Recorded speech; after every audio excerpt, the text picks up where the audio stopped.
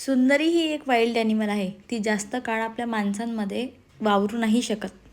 तिचा मूळ गुणधर्म नाही सुटावा म्हणून माझी आई रोज तिला सकाळी उठली की झाडावर बसवायची. ह्या स्टेजपर्यंत तिची पकडसुद्धा खूप मजबूत झालेली होती. ती एकदम मस्त बसायची आणि पानं खायचा पण प्रयत्न करायची. पण तिला जास्त दातं नसल्यामुळे ती अशी चावायची. आता सुंदरीला ऑलमोस्ट 22-23 दिवस झाले असेल आणि तिची रिकव्हरी तुम्ही बघू शकता. एकदम हेल्दी झाली होती ती. थोडा थोडा उड्या मारायचा प्रयत्न करायची पण तिला काही जमायचं नाही. अंदाजे 23 दिवस सुंदरी आमच्याकडे होती, पण ह्या 23 दिवसात तिने सगळ्यांना आपलंसं करून टाकलं.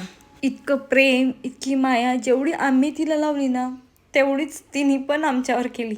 तिला असं खेळताना पाहून खरंच मन भरून यायचं आणि आत्ताही आम्हाला तिची खूप खूप आठवण येते.